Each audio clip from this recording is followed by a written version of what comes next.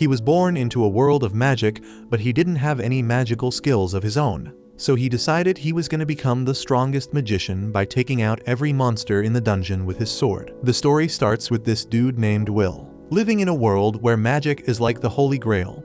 But damn, my man got the short end of the stick because he ain't got no magical talent. Still, they enroll his ass in one of the fancy ass academies. But the problem is, how the hell is a dude with zero magic gonna make it in a university like this? He decides to tackle this problem by perfecting his skills with the sword and heads off to high-level dungeons, regularly scraping with giant beasts shooting magic spells at him, which he dodges and uses his incredible speed and skills with his sword to utterly stunt on the monster and slice it in half with a single slash. That was just a warm-up, though, as he realizes he's gotta handle a bunch more of these creatures if he wants to make it out of that dungeon alive. But that ain't no biggie for him because he's done it plenty of times before. The next morning, he drags his tired ass to class, where a professor named Edward teaching them about the basics of alchemy and how to produce sulfur, which helps in the creation of explosives. Edward notices Will nodding off in the back, so he calls his name, but unaware, Will keeps snoring till Edward shouts his damn name. Will jumps up all surprised and shit. Edward calls him to the front and tells him to show the class what they just learned. Ain't no escape for Will. He gotta step up in front of everybody and demonstrate. Edward tells him it's super easy, and all he's gotta do is produce some flames and sulfur will be created. Will's hands are shaking as he pulls out his wand and starts chanting the spell for flames, but to his disappointment, not even a damn spark comes out of that wand. The whole class starts laughing at him like he's some kind of stand-up comedian. But the teacher shuts them up real quick. Edward looks at Will with disgust, wondering how the hell a theory genius like him can flop so hard in practical magic. And he wonders how Will even got selected for this academy. Then out of nowhere, this fiery-haired dude named Shin whips out his wand, all confident-like, and aims it at the stuff on the desk. He busts out his flame magic, straight up torching everything and creating sulfur, while poor Will hides behind the fire like a scaredy cat. Edward tells Shin not to do any shit like that without permission, as he immediately creates a huge crystal of sulfur with his magic spell. He starts preaching about how magic is the most important thing in this world, and how mages are straight up heroes. According to him, if you want to survive at this academy, you need to be damn good at magic, and fools who have no idea how to control magic should simply leave the academy. After class, Shin and his crew walk over to Will, trying to embarrass the dude. They say he can only handle weak-ass dungeon monsters. But then Will's childhood friend Kali steps in like a boss, telling Shin to back off, as he's much nicer than him and his group. Shin gets a little flustered but brushes it off, talking about how kindness and hard work won't mean shit without magic. Then he bounces with his goons. Will and Kali start walking together, and she tells him not to stress too much, but Will's used to this bullying crap, as he looks up at the sky and says it looks beautiful. Turns out a few years back, humans were trapped in darkness, scared of some evil spirits casting shadows all over the damn world. But luckily, 5 badass mages known as the Maja Vander stepped up and fought those evil spirits. They kicked their asses and freed the humans, showing them what the real sky looked like. These mages were known as the Maja Vander, and that title now passes down to the most powerful mages of this world. Will remembers a promise he made to his childhood friend Elfaria, who used to read him storybooks about the Maja Vander, and they made a pact with each other that they'd become the Maja Vander one day. Elfaria kept her end of the bargain, as she had crazy talent and rose up the ranks quickly, becoming the youngest Maja Vander in history, and started living in the Divine Tower, while Will's just barely hanging on, far from average, trying to hold on to that dream and promise. Later that same day, Will rolls up to meet Professor Wagner, but damn, this dude starts straight up yelling when he finds out that this Harry Potter copycat went solo into level 7 in the dungeons. Wagner warns him that one day he's gonna end up dead. Will drops to the ground and apologizes like crazy, but asks if he'll get credit for it or not. Wagner lets out a sigh and tosses him 2 credits for his troubles. Will starts celebrating, but then Wagner asks him if he's still clinging on to that Vander dream. Wagner explains that if Will wants even a tiny chance of becoming a Vander, he gotta get into the Upper Institute. To do that, he needs a boatload of credits in writing, spellwork, and fighting. But if my man can't use spells, he ain't getting no spellwork credits. So no matter how many credits he racks up in the other areas, he won't qualify. Will says no matter what, he's gonna try.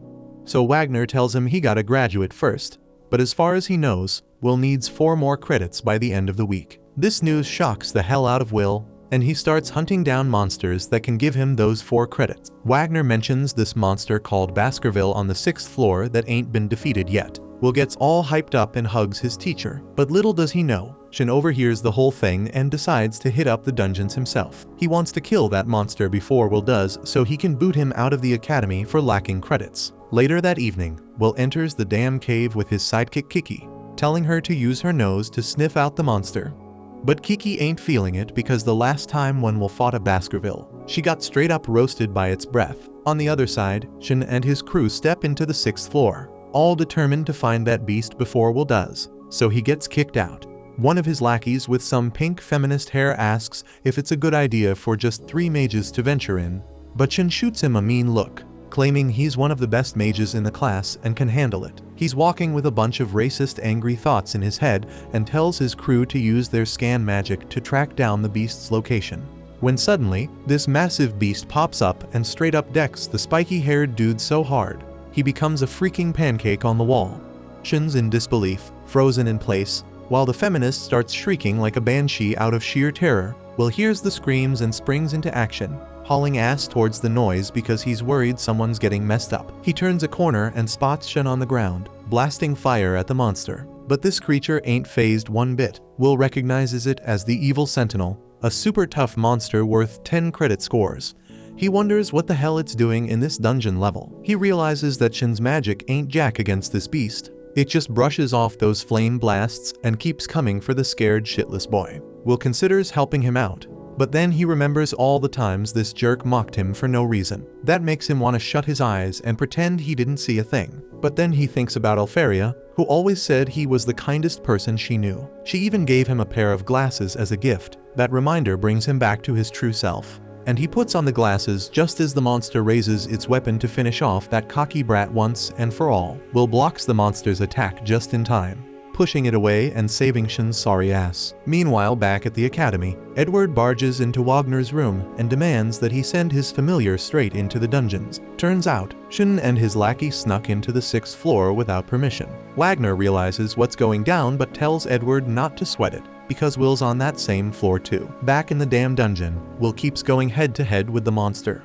blocking its attacks, dodging like a boss, and slicing off a finger with a swift slash to its arm. The monster gets all pissed off and tries to strike back, but Will's moving through the air like a freaking eagle, dodging that shit. Finally, the monster manages to land a hit on Will, but my man blocks it with his sword. He gets blasted back, and the monster starts chucking rocks at him, but Will slices right through them like it's nothing. He's jumping all around that monster, landing on its back and straight up stabbing it through the neck. The monster starts flailing around while Shin's jaw is on the damn floor witnessing Will's skills. Meanwhile, back at the academy, Edward is also losing his mind seeing this. While Wagner says Will is an outcast because he ain't got magic, but his strength is superhuman for a mage. Dude's tough as hell like a dwarf, and his brain's so damn sharp. He can learn an attack pattern just by glancing at someone. They watch as Will chops off the monster's arm like it's nothing, then casually strolls over to this giant-ass sword on the ground. Will effortlessly picks up that beast of a blade, and Wagner tells Edward that in a world full of magic and wizards, Will's the only damn warrior. The monster shoots an energy beam from its mouth, but Will blocks it with the giant sword, then slashes the hell out of that monster, slicing it up into tiny pieces that drop to the ground lifeless. Will walks over and helps Shin up, and the dude's still in shock. Edward's mind is blown, and he's yelling at Wagner, saying a person without magic can never surpass a magician. Then he storms out of the room all pissed off.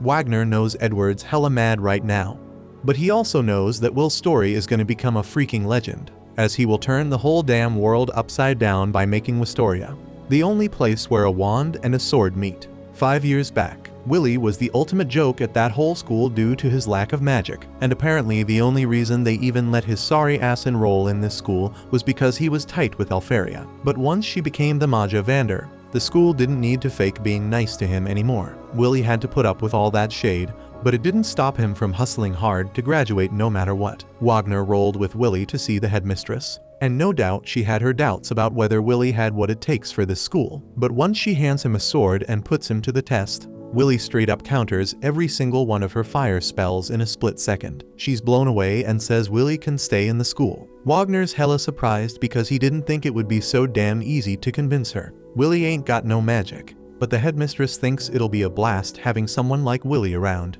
Willy asks the headmistress if he can roll with Opharia again if he gets strong enough, and she tells him straight up he's gotta grind like crazy and not let any challenges shake him. But even then, there ain't no guarantees. But as Willy bounces, she drops a line about being excited to see what he can pull off. Fast forward to now, Willy's chilling in Wagner's class while he schools everyone on the Tower of Magic. Climbing that tower means moving up to the upper institute and reaching the top floor to become a Maja Vander. Right now, there are two ways to become a Maja Vander. Either come up with some new mind-blowing magic or rack up over 7,000 credits in this school. But let's keep it real, creating new magic is hella rare. So most students focus on earning credits. But since this is a remedial class, everyone in here is on the verge of flunking out, especially Willy. Once the classes wrap up, Kali links up with Willy and asks how he's holding up because Wagner's remedial classes are notorious for being strict as hell. Willy agrees that Wagner don't play around, but honestly, he's grateful that Wagner even bothers with remedial classes because most professors wouldn't give a damn. As they turn the corner, they catch some commotion going down, so they eavesdrop and hear Shin's crew giving him mad props for taking down the evil sentinel. They ain't questioning how he survived, but word is, when Mars woke up, all he saw was Shin standing tall next to a defeated evil sentinel. That means Shin must have straight up whooped its ass. Everybody is thinking Shin's the bomb for taking down that mega powerful evil sentinel. But deep down, Shin knows he's fronting because it was actually Willy who wrecked that monster. Just when Shin spots Willy strolling by, he takes that as a personal insult.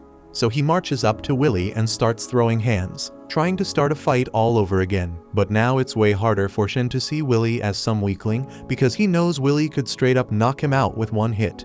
But he's just choosing not to. Shin lets go of Willy's jacket and leaves, not saying a damn word. Once Shin's gone, Kali asks Willy what the hell went down between them, because something definitely went down. At the same damn time, Edward busts into Headmistress Cauldron's office like he owns the place, demanding that Willy get expelled pronto. Cauldron asks why Edward suddenly wants to expel Willy out of the blue. He is already in his 6th and final year at the academy, so they can't just boot him for no reason. Edward trying to argue that Willy can't stay in this school because he is a warrior, not a mage, and he ain't having no one without magic trying to outshine the mages.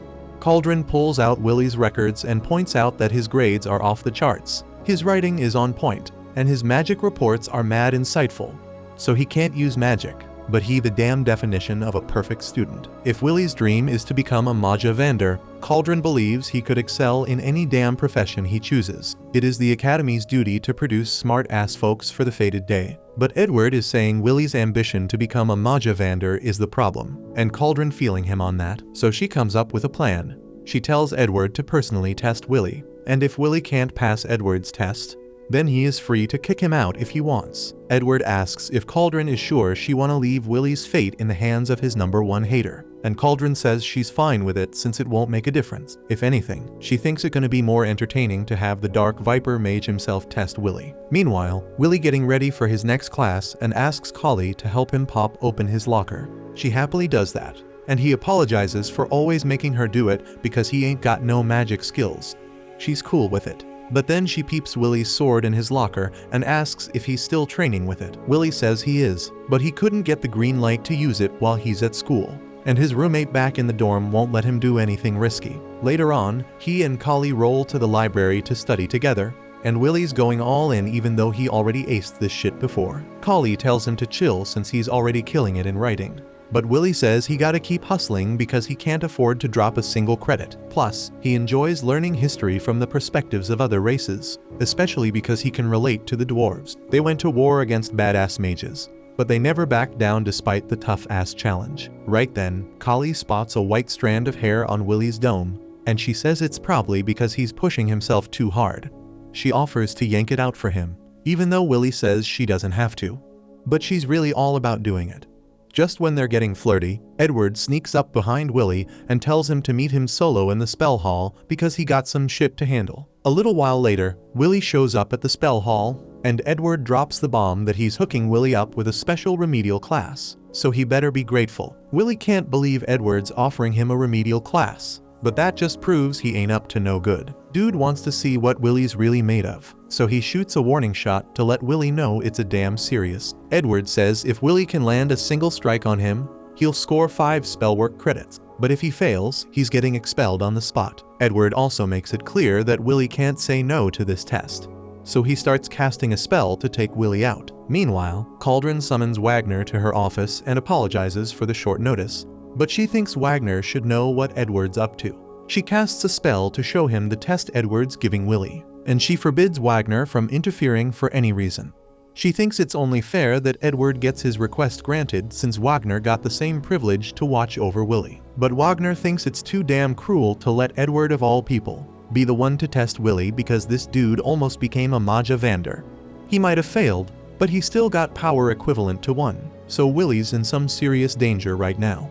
So far, Willy's been dodging Edward's spells, but Edward's only been using weak-ass black magic, so Willy can't believe the insane power Edward's showing. Willy gotta find a way to fight back, so he tries sneaking up behind Edward and landing a kick, but Edward easily blocks it with a shield spell. That shield is too damn strong for Willy to break without a weapon, and Edward calls him hopeless for thinking a kick could penetrate a magic shield. Then Edward straight up blasts him away, and Willy starts to worry that there might be no way for him to win. Edward's just too damn strong for him right now. Edward tells Willy he'll limit himself to 2 spells, 1 for attacking with fire and 1 for defending against Willy's weak-ass moves.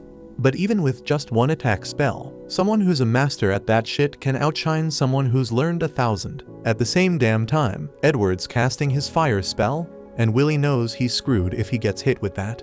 So he starts hauling ass, trying to run away. But Edward still manages to blast him, no matter what.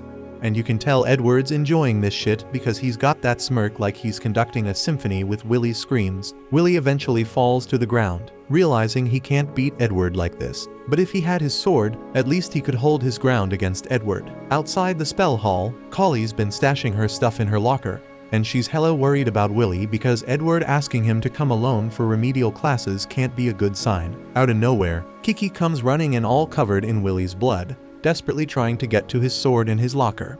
So Collie realizes some real messed up shit went down with Willy, and she pops open his locker so they can grab his sword and go help him out. As Willy's lying on the ground, Edward's strolling over to him, talking about how Willy ain't never gonna be a Maja Vander if he can't top him right here. Magic always reigns supreme, even back when dwarves were at war with the mages, fighting against an army of 10,000 dwarves.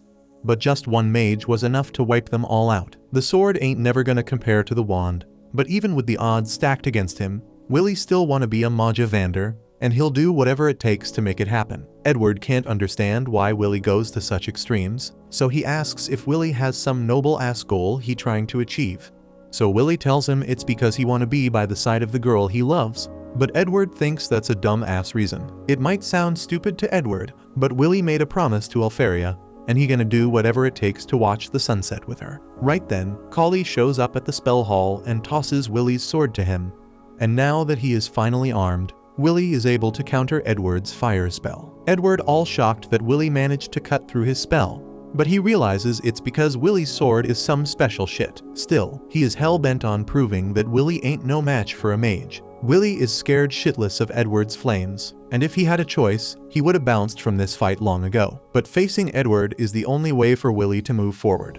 So he charges at Edward, dodging all his attacks, and now that he is close enough, he slices through Edward's barrier and scratches his cheek. Edward gotta admit that Willy passed the damn test, so he gives him his 5 credits and walks off. Willy collapses on the ground from exhaustion, and Collie runs up to congratulate him on his win, but he straight up passes out. Cauldron praised Willy's performance, and the analyzer Wagner said his strategy of diving into the attack to close the distance and attack from the blind spot was straight up brilliant. And what's even more impressive is that his sword strike was strong enough to break through Edward's shield. So maybe Willy has what it takes to be a Maja Vander after all. Willy starts reminiscing about the time Alferia took off for the tower. Before she left, he promised her he'd climb that tower one day, even if he couldn't use magic. He swore he'd find a way to be with her, and when he did they'd watch the sunset together. He made her that promise, and she replied with teary eyes and a smile, saying she'd always wait for him. Then she left, and Willy couldn't hold back his tears. He tells Professor Wagner, who's standing behind him, that this is gonna be the last time he cries like that. Next thing we know, we see Willy hustling, delivering newspapers in the city to make ends meet. He bumps into a dude named Donnan who gives him some encouragement, saying he'll catch Willy at Gina's spot tomorrow. Willy keeps moving and almost trips on some stairs, but he manages to keep his balance and uses his op skills to save the newspapers from falling, except for one. He grabs that stray newspaper and starts reading it, only to find out that Alfaria did create 12 new types of magic spells. He thinks to himself that she's putting in that work, and it motivates him to do the same. Then he notices that Alfaria's placed an order with the academy. The scene switches to his dorm room where he asks Rosti if he can whip up a magic item for him. Rosti's wondering why he's in such a rush. While Willy changing his clothes, he tells him that Alfaria's put in an order, and he's gonna skip classes to head into the labyrinth and gather ice cores from the Frostwalkers. He explains that she needs a bunch of magical catalysts, and the students will get paid for however many they can gather. He lets Rosti know that he's gonna need that magic item so he can explore the 4th floor. So when Rosti sees the excitement in Willy's eyes, he can't say no. He hands him the magic item and mentions he's made some upgrades since last time. Willy thanks him, and before taking off, Rosti tosses him a piece of bread for breakfast. Later on, he explains how the mage Queen Mercedes once said that everything comes from the dungeon, and she encouraged everyone to conquer it by using their knowledge. So we got Willy making his way to the 4th floor of the dungeon, and he peeps a bunch of students going at it with the Frostwalkers. He figures it's all because of Alfaria's orders, and he's impressed by how she can rally so many folks with just one command. He spots Shin in the mix too, blasting the Frostwalkers with his fire spells. Shin's thinking these small-time enemies ain't gonna make him stronger, and he remembers how strong Willy was when he took on the Sentinel. Willy can sense Shin's power and his thirst for blood, and he knows he won't be able to score any Frostwalkers in this spot. So he keeps going deeper into the dungeon and comes across some monsters attacking a female student. He swoops in and takes them out in a flash, so quick the girl can't even process what went down. She finally notices Willy and realizes what she saw wasn't magic, it was some badass swordplay. Willy checks if she's alright, and she nervously says she's good. She thanks him for saving her, and he introduces himself. The girl introduces herself as Iris Churchill, a 4th-year student. Then the scene switches to Professor Wagner teaching a class at the academy, and we see a bunch of students skipping out because of Alfaria's orders. He tells the students that in this world, creating new magic is such a huge accomplishment that it lets the creator advance to the tower without any conditions. He explains that new magic often gets named after its creator, like the spell Dax Darbicans named after the ancient mage Darbicans. He tells the students that if they can create new magic, they'll leave their mark in history. The students think it sounds easy, but they know it ain't that simple. Rose brings up the news they read earlier about Alfaria creating 12 new spells, saying it must be mind-blowing. The professor says it's an unprecedented achievement that nobody else has done, and Alfaria might just be the greatest mage in the history of the damn world because of it. The whole class starts wondering if this means ice magic is the top dog now, and they start thinking about joining the ice faction. Kali thinks Willy's childhood friend is amazing, and the whole academy's buzzing because of her. And Rose can't help but wonder if she's feeling jealous of Alfaria, because she's afraid Willy might be taken away by her. Kali gets all worked up hearing that, and the professor gives them a scolding for causing a commotion. Kali starts wondering if Willy went to the dungeon today just for Alfaria's sake. Meanwhile, back in the dungeon, Iris realizes that Willy's the bookworm with no magical skills she's heard about. Willy feels a bit offended by that, and he learns that Iris is a 4th-year student. He starts thinking if his lack of magic talent bothers her, but she tells him without a care that she can't look down on her savior. She says he might not be able to use magic, but he's got his own talent, and she respects that. Willy's confused by her laid-back attitude towards him, and he wonders if she's here because of Alfaria's orders too. Iris confirms it, and says she wants to help out Maja Vander and do her part in holding up the sky. Willy explains that what Iris said ain't no exaggeration. He goes on to say that the folks in this world have never seen the real sky. The sky they see now is a massive barrier put up by the Maja Vander with their powerful magic. Legend has it that if the barrier falls, darkness will swallow the world, and a catastrophe will begin. The students ain't just clearing orders from the tower because they admire the Maja Vander, they believe they're doing their part in holding up the sky. Then Iris tells him she's actually met Alfaria. She explains it happened when she was all alone in the dungeon, surrounded by monsters.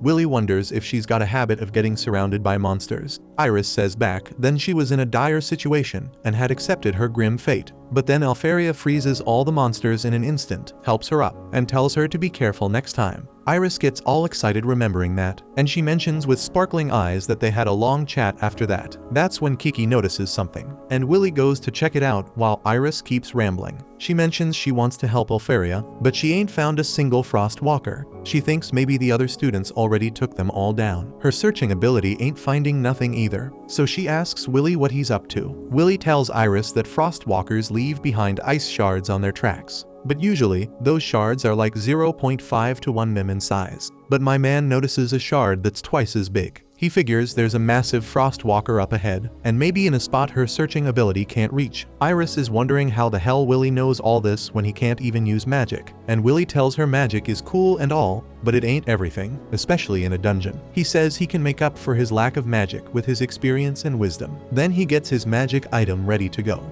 But suddenly Willy peeps that the frostwalker is chilling on the freaking ceiling, and my man saves Iris when it tries to attack them. Turns out, this ain't just any frostwalker, it's a frost rex, and Iris breaks it down for us, saying these beasts are like advanced versions of frostwalkers. The monster starts roaring at them, and Iris lets it slip that this bad boy is worth 6 credits, and it's the boss of the floor they are on. So this monster starts throwing beams at them, but Willy is dodging them like a boss, with Iris right beside him. Then he puts Iris down and tries to go head to head with the Frost Rex, but Iris stops him and says physical attacks don't work on that monster. She spills that this monster is also known as a dwarf killer, and it can freeze your ass with just one touch. But Willy, all confident and shit, tells her not to worry because he's beating this thing plenty of times before. The monster tries another beam attack, but Willy is dodging that shit too, and he slips under the monster. This beast can't find him, so it starts attacking all over the place, and we see Iris and Kiki are dodging its wild swings. Meanwhile, Willy's magic item is sticking to the monster, and he uses the wire tied to it to wrap the thing up, and he explains the Frost Rex is weak against fire and explosions. The monster tries to freeze his ass, but Willy lights the wire on fire, which sets off the bomb tied at the end, and boom, the monster gets blown to pieces, and Willy thinks that Rosty's magic items are the real deal. Then Iris's whole vibe changes. She gets all serious and realizes there's a big difference between the rumors and what's really going on with this snow talent. She's wondering how the hell she should report all this, and Willy suggests they just bounce because they got what they came for. So Iris switches back to her happy self and agrees with him. The scene then cuts to Iris strutting into a room inside the tower, called Mercedes Colley's, and she's changing her look as she walks. We find out she was undercover in the academy to scout out talented magicians. She enters a room where 4 out of the 5 Maja Vander are gathered. She wonders if she's interrupting something, but this dude named Cariot says it's all good because if the barrier was breached, the whole world would be toast by now. Zio thinks the celestial hosts are peeping at them from the other side, but they ain't got the numbers or the strength to take them on. Eleanor says they need elite mages for the fated day, or else all that lore will turn into reality. They ask the Watcher if she found anyone worth recruiting. Iris tells them that in her search, she found this no-talent dude who's actually worth bringing in, and she says that his name is Willy. She suggests they bring him into the tower. But Cariot and Eleanor ain't too thrilled about inviting a no-talent in here, but Zio finds this intriguing, and Eleanor says she doesn't want any more weaklings hanging around her. Zio tells her and Cariot they're being too rigid, and he says he'd even invite a dwarf to the tower if they're a badass fighter. Eleanor gets all heated because elves and dwarves don't exactly mix well, and she wonders how a dude like Zio even made it as a Maja Vander. Cariot cuts off their squabbling and says there's no need to rush things. The Grand Magic Festival's almost here, and they can make a decision then. Zio agrees, saying talented folks should be able to make their way to the top of the tower on their own. If they can't, it means they ain't got the talent in the first place. He bounces because the meeting's over, and the others follow suit. Elfaria's the last one left, and Iris tells her that the boy she mentioned is freaking amazing. Elfaria holds the magic core collected by Willy, and she says that she'll be waiting for him. As part of the next test the students gotta participate in, they are all set to fight against golems. If you take one down, you pass. Then we see Shin and Kali are up first, and they both smash their golems like it's nothing. Meanwhile, Willy's struggling against his golem. Willy tries running behind the golem to land a solid punch, but as the students see him about to attack with his fists, they start clowning him for not using magic. This throws him off long enough for the golem to backhand him across the room. The students start leaving, satisfied with Willy's failure against his golem. But on the other end of the room, a few students are having no trouble with the golems at all. They're Lahanna and Wignall, and they both pass without a doubt. Then another student walks up and starts casting ice magic. With a wave of his wand, he sends icicle shards into all the golems, encasing them in solid blocks of ice. This is Julius, one of the top 3 students of the academy, along with the other 2. Lahanna gives props to Wignall and Julius for keeping up with her and not slacking off. Julius says he wants to declare a friendly war on them and will use his newly mastered ultimate technique to deliver their defeat when the time comes. As a token of his sincerity, he offers an ice rose to them, but neither Wignall nor Lehanna seem amused. Wignall, though, seems kinda excited for a showdown with Julius. These three are basically celebs at the school, each earning over 10,000 of the total 12,000 credits. Some think credits reflect a mage's power level, but Willy, he's nowhere near that. Right now, he doesn't even have enough credits to graduate in the first place, and this is his final year in this school. As Willy sits there, wondering what he's gonna do, Julius and his crew roll up and start trash-talking his lack of magic ability. Willy just steps aside to avoid trouble. As they leave, he hears them talking about the Grand Magic Festival, and he hadn't realized it was that time of year already. Later that day during lunch, Kali rolls up to Willy and tells him his only shot at becoming a Maja Vander is to get noticed at the Magic Festival. Just trying to graduate based on his praxis and writing ain't gonna cut it.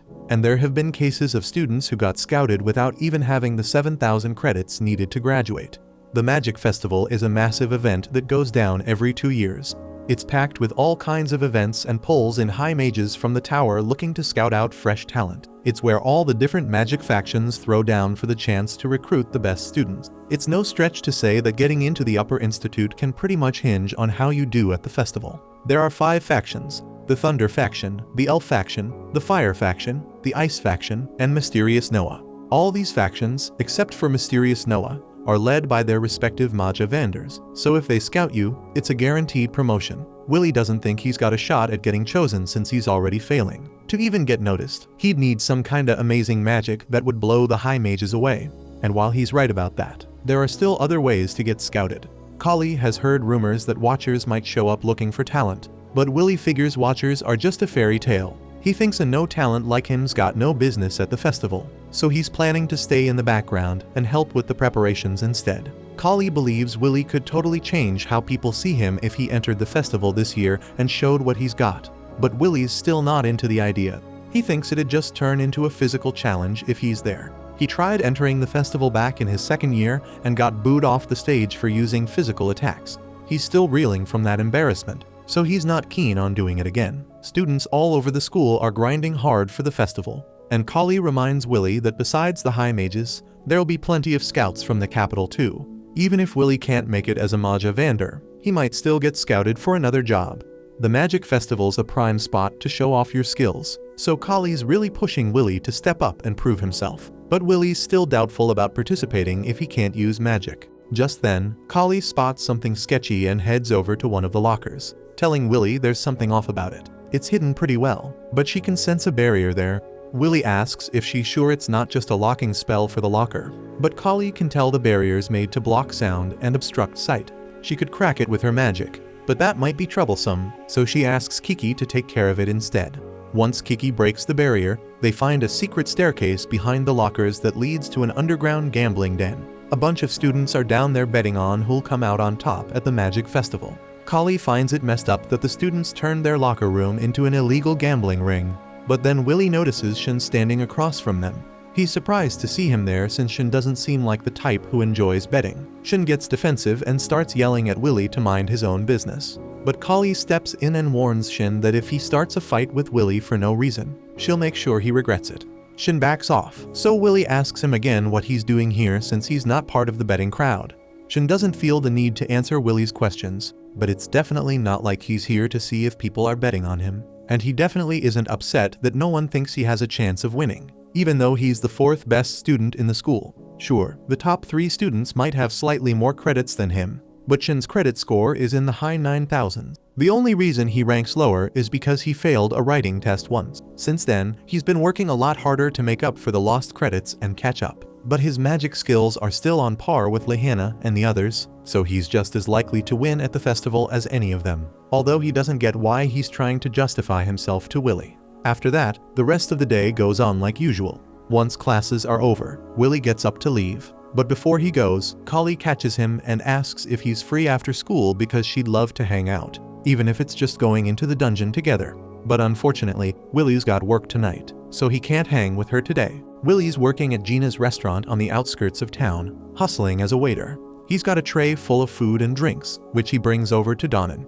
Donnan's feeling bad for Willy dude's juggling a crazy schedule, Willie's up at the crack of dawn delivering newspapers, spends his days in classes, and then wraps up his day working at Gina's spot. It's a tough life, but Willie's got no choice. He didn't score the school scholarship, so he's got to foot the bill himself. Donan mentions he heard the Grand Magic Festival is coming up soon and throws out the idea that Willie could participate. Willie's not having it, though he's not down for another round of public humiliation. Then Gina from the kitchen shouts at Willie to get back to work and calls out how Rosty's busting his ass harder than he is. Rosty's also working as a waiter tonight, but he's only doing it as a favor for Willie. It's a madhouse tonight since one of Gina's workers bailed, and all that extra work is gonna pile up on Willie unless Gina hires someone else soon. When the dinner rush dies down, Willie and Rosty are elbow deep in dishes. Rosty asks Willie if he's really cool with working here because the pay from the dwarves isn't exactly top-notch.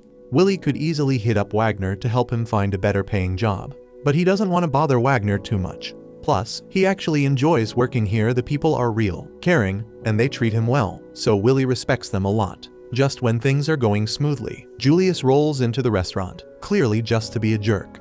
The minute he walks in, he starts ragging about the restaurant and the dwarves working there. Julius spots Willie and can't help but laugh, making nasty remarks about how a loser like Willie is only fit to hang out with barbarians like dwarves. This ticks Donan off, but the other dwarves hold him back. There's no way they can afford a clash with a mage. Julius goes on, threatening Donan not to pull any funny business.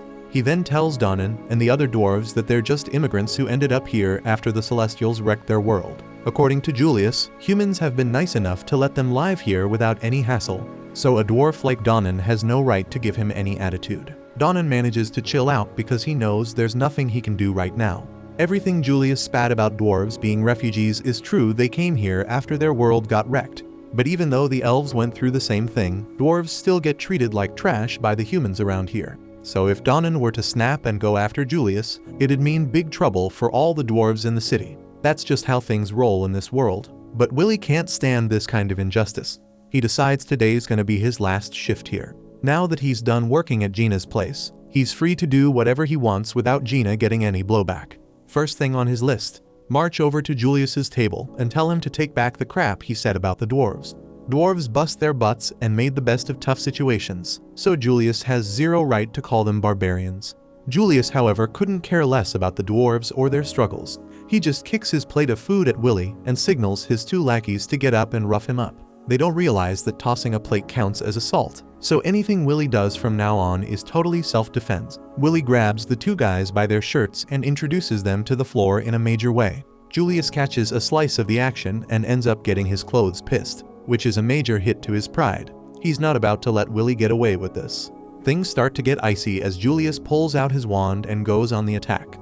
Willie has to dodge Julius's ice spells, but without his sword and trapped in a tight space, Julius eventually corners him with ice and pins him to the wall. Julius strides up, ready to freeze Willie solid, while Rosty's on edge, almost ready to jump in and save him. But Julius wants to see Willie beg for his life before he makes his move. Willie's eyes, though, show no fear, so Julius decides to switch things up. Instead of freezing Willie here, he's gonna save the humiliation for the Magic Festival. He wants to make Willie look bad in front of the whole school.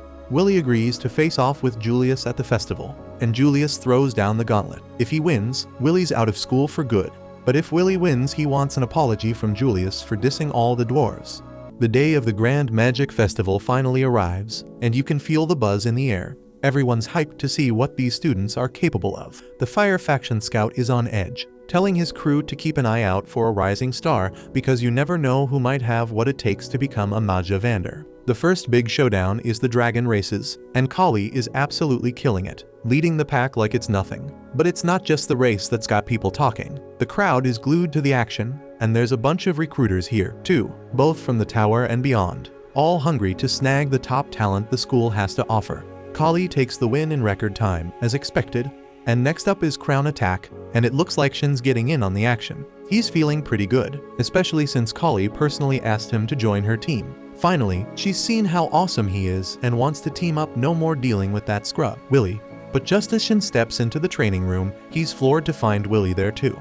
Kali quickly clears things up, explaining that she needs both Shin and Willie on her team, because Willie's credit score is so pathetically low that they need Shin's high score just to qualify for Crown Attack. Willie, trying to be nice, apologizes for dragging Shin into his mess, but Shin isn't buying it. Why should he help Willie? And why is Willie even trying to jump into a high-level event like Crown Attack all of a sudden? While Shin's tearing into Willie, he notices that Willie isn't even paying attention to him. Instead, Willie's got his eyes locked on Julius, totally ignoring Shin's rant. Kali steps in, explaining that something went down between Julius and Willie, making Willie determined to compete in Crown Attack no matter what.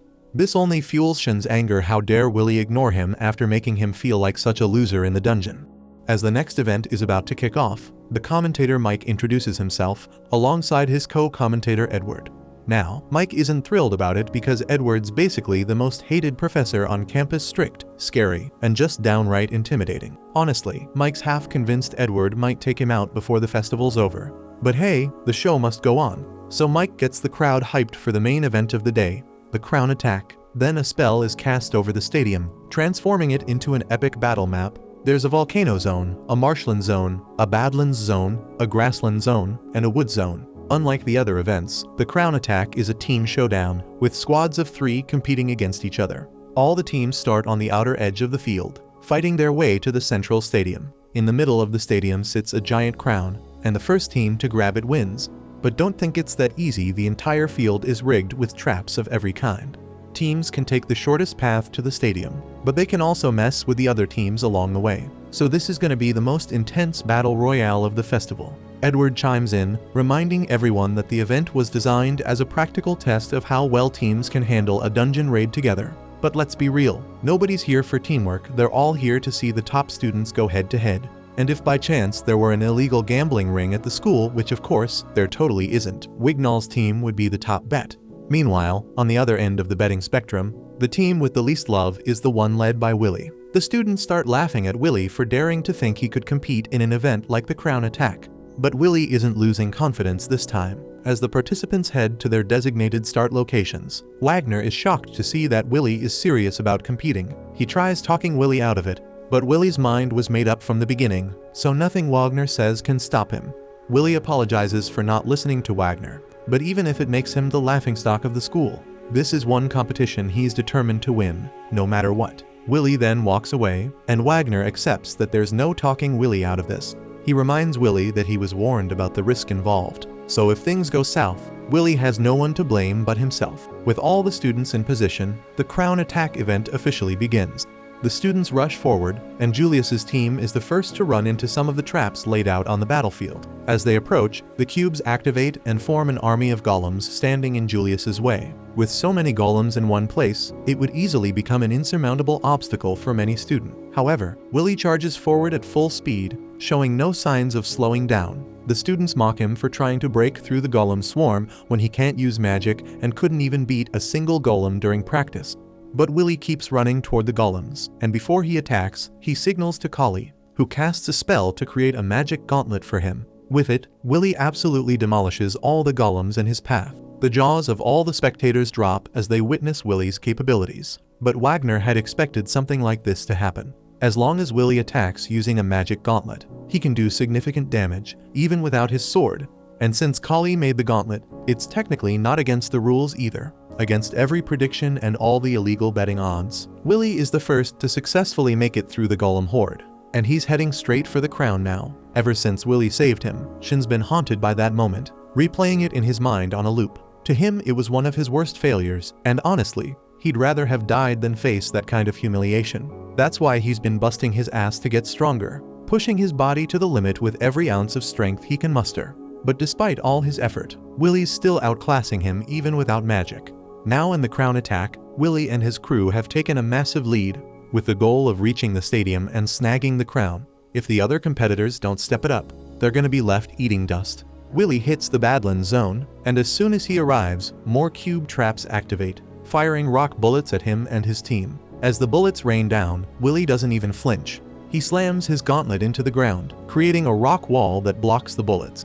Then, without missing a beat, he leaps forward and calls for Kali's help again. She casts a spell, summoning a dozen swords for Willie, which he uses like a pro, launching them as projectiles to obliterate the cubes in his path. Mike's hyped as he announces that Willie's team has breezed through the Badlands without breaking a sweat. Their teamwork is on point, though let's be real, Sheen hasn't exactly been pulling his weight. The haters in the crowd, the ones who bet against Willy, try to downplay his skills, saying Kali's magic is doing all the work. Sure, her magic plays a role, but let's not forget it's Willy's technique that makes those weapons lethal. Even the scouts are starting to take note of Willy's insane ability to detect and counter traps. And as much as Edward might not want to admit it, even he has to respect Willy's grind. All those hours Willy spent in the dungeons have honed his movements to near perfection, and his reflexes are so sharp, he can exploit the tiniest openings. Meanwhile, one of the other teams, too caught up in their hate for Willy, ends up falling right into a flower trap and gets eaten alive. The other teams are struggling with the same traps along the path. But despite all the brutal obstacles, Willy and his team are still holding the lead. The tournament events are causing a huge stir at the stadium, so much so that even Julius, who's not even nearby, can hear the commotion. Curious, he asks his teammates for an update on the event's progress. They quickly cast a detect spell to check on the competition. Turns out, Willy is way out in front with a massive lead. Julius's team knows they need to act fast, or Julius might actually lose. But Julius doesn't seem too fazed. He's already got a plan in mind to deal with Willy personally. Meanwhile, Willy and his crew have just reached the final area before the arena, the Enchanted Woods. Willy is leading the charge and triggers a bunch of magic circles all at once and quickly realizes he's caught in a chain circle trap. But Willy's not sweating it. He's already got the perfect counter up his sleeve. If all these spells are about to go off together, he'll just make them take each other out. He starts carving around each magic circle, adding a twist to them, and sure enough, he gets the spells to fire at each other and explode. Mike excitedly announces that Willy has breezed through the forest traps like it was nothing. He can't resist poking at Edward, asking if he has any thoughts since Edward was the mastermind behind that dark magic minefield. But Edward just clicks his tongue, clearly annoyed that Willy managed to slip through his traps so easily. Despite all the momentum Willy's built up with his massive lead, the closer he gets to the stadium, the more likely it is he'll run into another team looking to take him down. He's already taken out a couple of teams, but there's one team he's got his sights on. Willy plans to rush ahead and set up an ambush for Julius. But as he's making his way to secure the high ground, the tables turn on him as out of nowhere Julius hits him with an icicle. Willy's fine, the shot didn't hit him directly, but he's baffled. How the hell did Julius get here so fast after the huge lead they had? And the fact that Julius is alone only makes things worse. Willy's now on high alert, knowing Julius's teammates could be lurking, ready to spring a trap of their own. Julius starts launching a barrage of icicles at Willy, leaving Willy no choice but to bail for now. He knows he needs to get serious and take Julius down. But then Shin decides it's time to turn up the heat literally. He starts casting an insanely powerful inferno spell. But Kali notices that Shin's got his eyes locked on Willy a little too much and warns him that Shin might be aiming for him. As Shin unleashes the spell, Kali quickly throws up a rock wall in front of Willy to keep him from getting roasted. The blast sends a massive shockwave across the battlefield, leaving Willy momentarily dazed. When he snaps back to reality, he realizes the forest around them has been completely torched. Shin strolls up to him, casually saying that Julius was in the way. He might have taken Julius out too. But Kali's sure Shin fired that spell with one target in mind, killing Willy. Kali demands to know what Shin thinks he's doing, but Shin feels totally justified. He played along with Kali's request and joined their team just so Willy could enter the event. Now, he wants that favor repaid with a one-on-one showdown. Willy's baffled, asking why Shin suddenly wants to fight, and why right now of all time. But Shin isn't in the mood to explain. He just fires a warning shot at Willy. Kali tries to step in and stop the madness, but before she can, Julius is somehow still alive after that fiery blast and blocks her with a wall of ice. With Kali in trouble, Willy wants to rush to help her, but Shin's not letting him go anywhere until he gets the fight he's itching for. He blasts some fireballs at Willy, knocking his sword out of his hand. Willy tries to talk some sense into Shin, suggesting they settle this another time, but Shin's having none of it. He demands Willy pick up his sword for a duel, and with no other choice, Willy agrees to face him. Many years ago, when Willy and Shen first started their student life at the academy, Willy was the most pitiful, pathetic kid you could find. He was a magnet for bullies, who stuck notes on his back labeling him as worthless. Shen couldn't stand the sight of it and decided to step in, albeit in his own twisted way. He burned the note, then told Willy that he'd graciously allow him to become his underling so he wouldn't have to feel alone and useless all the time. But Willy, with a blank stare, simply ignored him and walked away, which pissed Shen off to no end. Even then Shen followed him, shaking him and demanding an answer. Willy, his eyes empty and devoid of any spark, told him to let go, and Shen begrudgingly obeyed. As Willy walked away after hurting Shen's ego, Shen's feelings turned to hatred. Now he unleashes his rage, attacking Willy with fire spells that scorch the forest. Willy runs, dodging and hiding behind trees, but Shen's relentless attacks track him down, forcing him out into the open. Shen lashes out with a fire whip, and as Willy tries to fend it off, another whip snaps from behind, grabbing his leg. Just as he cuts through the whip to free himself, Shen hurls another powerful spell at him. Willy manages to block it, but his sword starts glowing red hot from the heat. Shen curses him, sneering. "Are you just going to jump around to survive, or do you plan on fighting back?" Willy, still unwilling to fight his teammate, insists, "We're on the same team. I don't have time to fight you right now, I'm focused on the competition."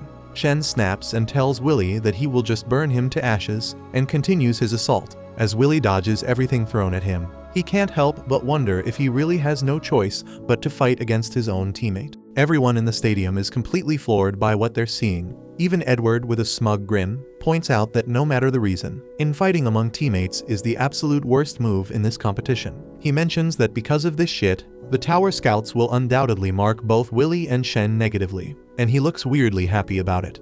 The Scouts had seen some promise in Shen up until now, but after witnessing this fiasco, they've decided he's unfit for recruitment. Meanwhile, Willy's roommate Rosti is killing himself with worry, when suddenly Iris appears and asks if she can sit next to him. They've crossed paths before, and Rosti can hardly believe it when Iris starts cheering for Willy. She admits that she wasn't interested in him at first, despite a reliable source hyping him up, but after watching him in action, she's become his biggest fan. On the other side of the battlefield, Kali is desperately trying to evade Julius while searching for a way to reach Willy and Shen.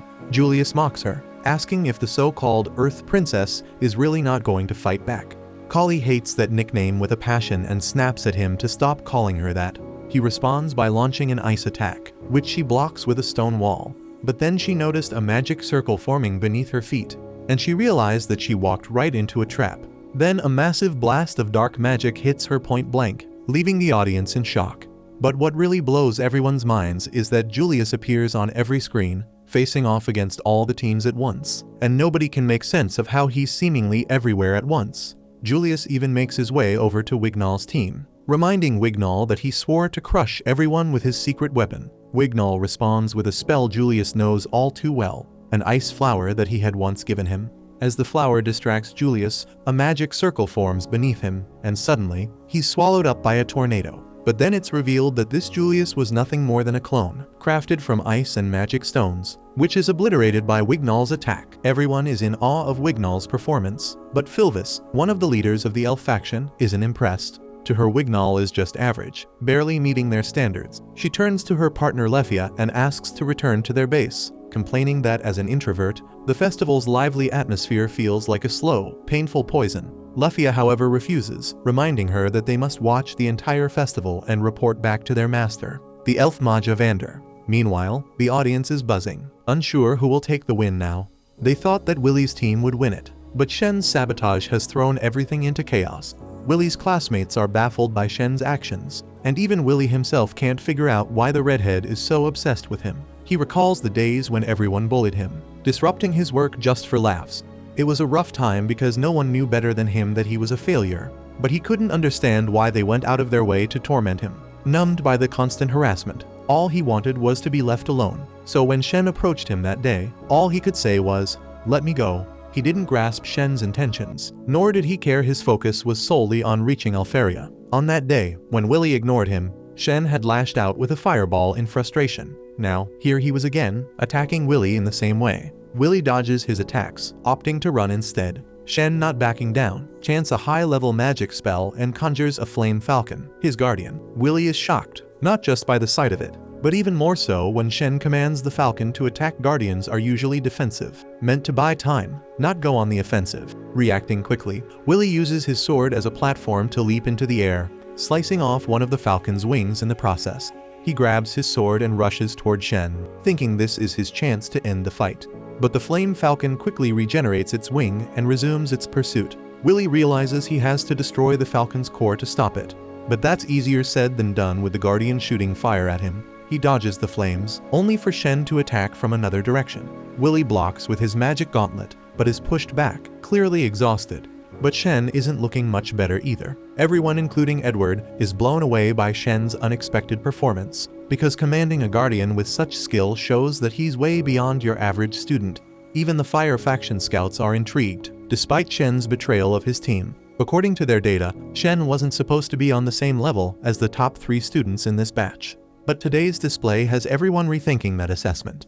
The scout leader is convinced that something must have pushed Shen to break through his limits, and he decides to report this to Flame Maja Vander immediately. On the battlefield, Willy is down on his knees, realizing just how much stronger Shen has become. Shen taunts him, asking if this is really all he's got, reminding him that he was much stronger when he fought the giant monster. Willy, desperate to understand, asks why Shen is doing all this. They have no reason to fight each other. Shen snaps and demands how Willy can say that after everything that's happened between them. He accuses Willy of having no anger, no hatred, even after all the bullying he's endured over the years.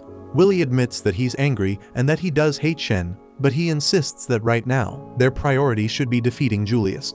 The mention of Julius sends Shen into a rage, cursing Willy for always focusing on everything and everyone except him. He tells Willy to stop ignoring him, and in that moment, Willy finally understands. He realizes that Shen, in his own twisted way, has acknowledged him and now desperately wants to be acknowledged in return. Willy puts on his action glasses and takes a stance, determined to honor Shen's feelings by giving him everything he's got. Shen, seeing Willy finally taking him seriously, is thrilled, so he begins chanting his most powerful spell. With the Flame Falcon guarding him, Willy knows he can't get through his attack with any weak-ass attacks, so he decides to watch Shen closely, timing his spell and preparing for the perfect moment to launch his counterattack. But suddenly Shen unleashes his guardian to attack as he shoots a barrage of fireballs that light up the battlefield. Willy's eyes widen at the sheer scale of the attack, but he quickly zeroes in on the path of the fireballs.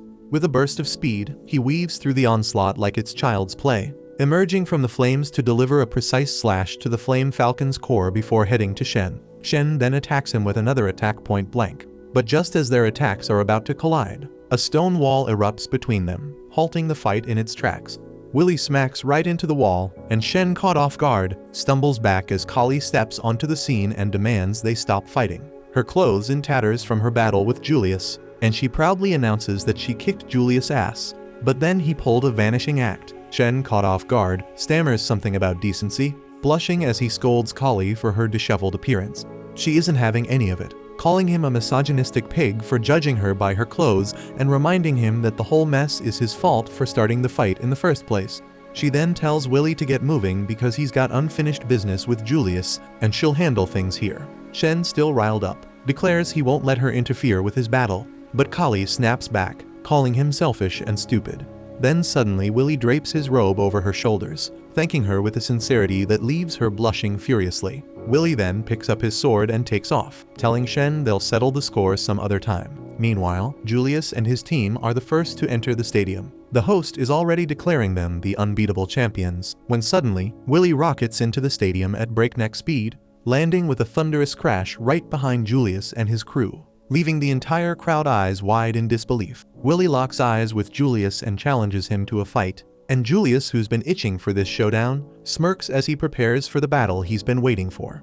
The scene then shifts to Alferia lounging in her room at the top of the tower when a woman named Sarissa storms in to talk to her. Sarissa quickly notices that Alferia is actually dozing off and doesn't hesitate to wake her up with a smack to the head, and tells her to act with a dignity befitting her status, and points out that Alferia is always either napping or daydreaming at the bottom of the tower. Then, with a groggy irritation, Alferia asks Sarissa what she wants.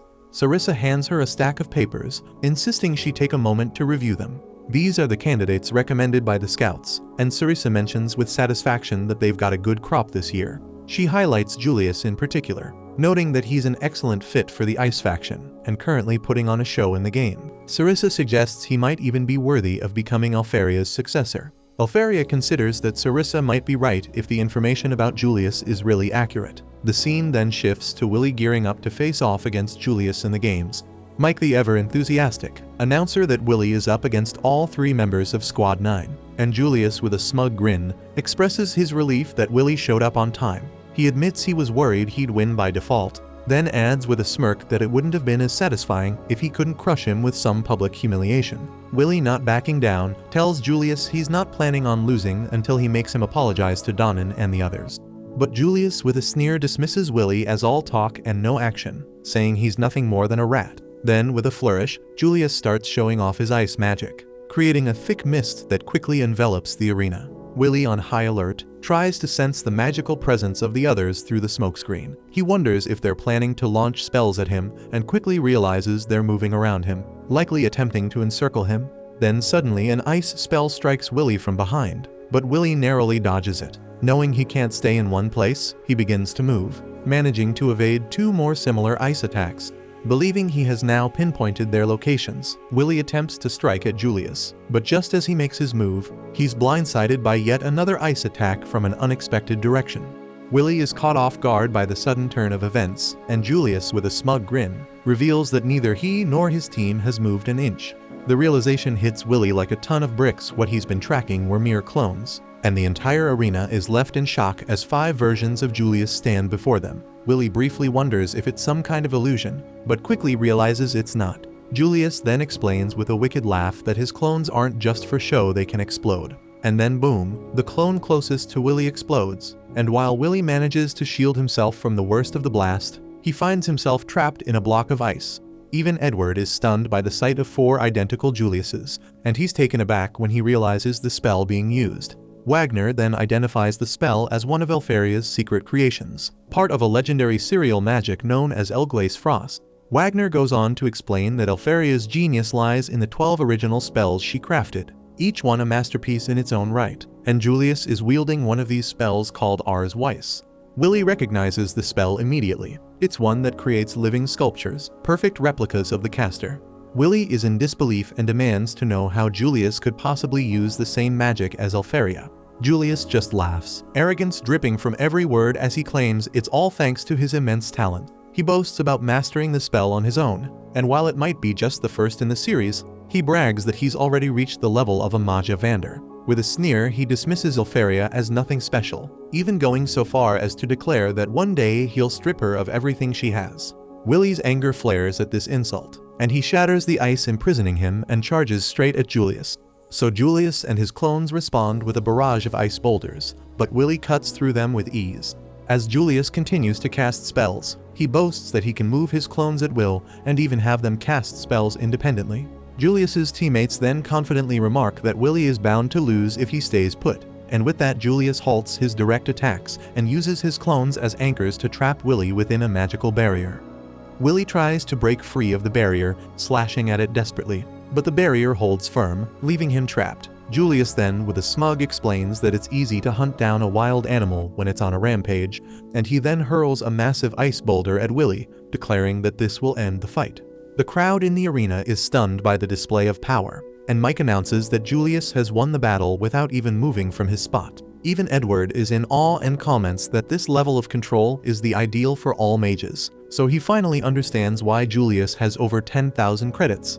Julius then grabs his wand and uses it like a mic, and he tells the scouts that he has mastered Elfaria's spell on his own. Then he boldly declares that he will be Elfaria's successor, leaving the students in amazement. They murmur that no one can defeat him if he can wield the magic of a Maja Vander. But Iris sees through the act, and she points out that Julius has cleverly exploited Willy's monstrous strength and agility to make himself look good. She acknowledges his cunning, but Rosti says that he'll look ridiculous if he loses now. And then, against all odds, Willy shatters the ice boulder, and Julius is left speechless.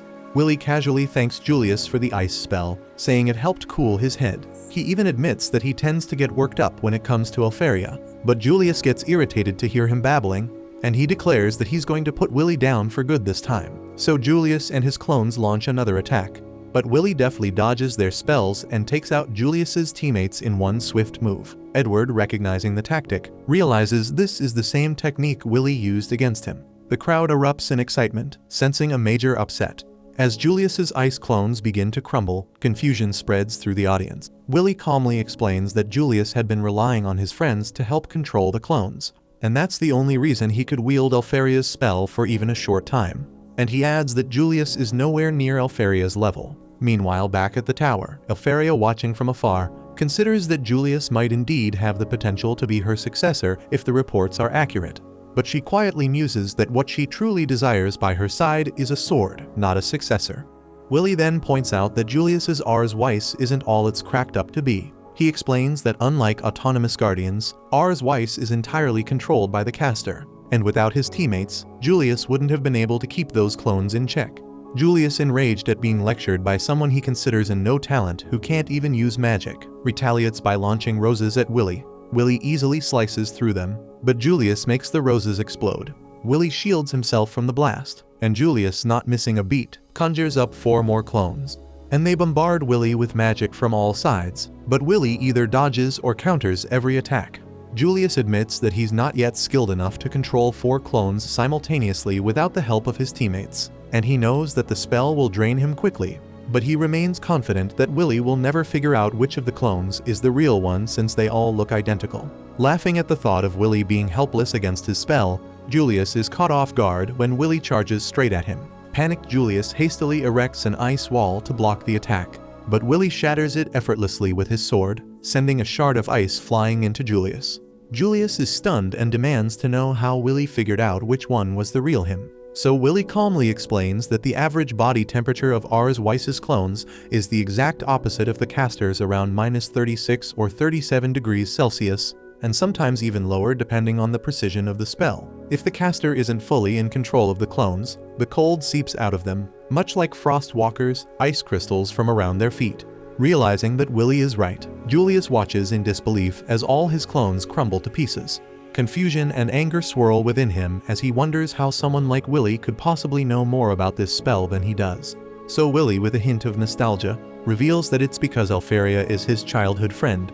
He shares that both he and Alfaria were abandoned and grew up in the same orphanage, and because of this, he knows her magic inside out and even admires it, though he's never been able to reach her level. Then we see Alfaria call down to Willie from the tower, reassuring him that their memories and his hard work will never go in vain. Back on the ground, Willie faces Julius and calmly tells him that he knows all the strengths and weaknesses of Alfaria's magic.